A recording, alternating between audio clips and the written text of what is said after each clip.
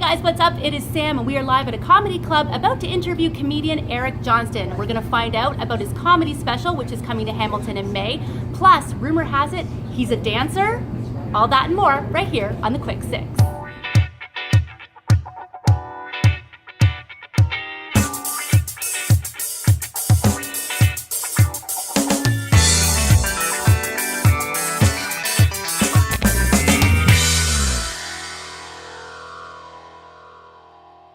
So, Eric, you've got a comedy special coming up, which I'm super excited to talk about in Hamilton. Yeah, Saturday, May 12th. Yeah. Took the words out of your mouth, sorry. I'm really excited. That's okay, okay. We're going to chat about that in just a second, but I want to ask you a couple questions. And this first one, I've been really trying to figure out how to ask you. It's a bit difficult for me. All right.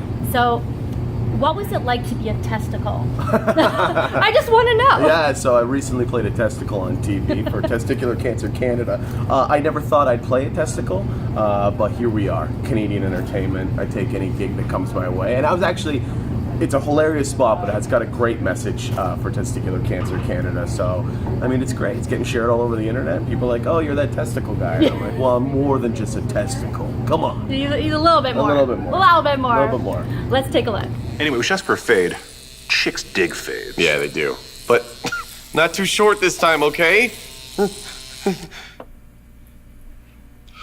it could be worse. Worse? Yeah. We look prepubescent. Okay, just calm down. You're getting a little testy. Don't call me a little testy. You know I don't like that. The problem is he doesn't listen, okay? What if this was something more serious? Would he even hear us? Maybe we just need to talk louder. I'm so cold. Now, you've been an entertainer for a long time. Yeah. Runs in your family. Your father was an entertainer. You're an entertainer. Yeah, my grandfather was an entertainer. Yeah, see, and I'm assuming that they were big influences. They were huge influences, obviously. I mean, as a young kid coming up in Hamilton, my dad being a professional wrestler in the city, touring all over the world. My grandfather's a Canadian professional wrestler as well. Canadian Wrestling Hall of Fame, both of them. So yeah, I come by it honestly. As a young kid watching my dad perform every weekend, it was definitely something I wanted to it's in your blood. do. Yeah. Rumor has it, Eric Johnston was a dancer. Correct. Professional, well, not professional. Competitive dancer. I danced for 7 years. Tap, Really? jazz, ballet, music theater, all kinds of stuff. The thing was, I knew at a young age that I wanted to be an entertainer, but my dad was a wrestler, my grandfather was a wrestler. I'm not going to, at 6 years old, get into a wrestling ring. So the only thing in my neighborhood in Stony Creek was a dance school. So Rhythm Plus Dance Co. I knew I needed to get on stage, and it happened that way. So it's a great way. And put it this way, I traveled around Canada dancing, and now I'm going back to these places as a stand-up comedian and performing on the same stages, like the Sanderson Center in Brantford and stuff like that, as a comedian now and not a dancer. Although I can still throw it down. No, I can't. I'm a terrible dancer. Could you do a little single ladies for us? No, I can't. Come on! I'm not warmed up, and I don't have my proper shoes on. All the single ladies, now put your hands up. Being like, we're not doing this.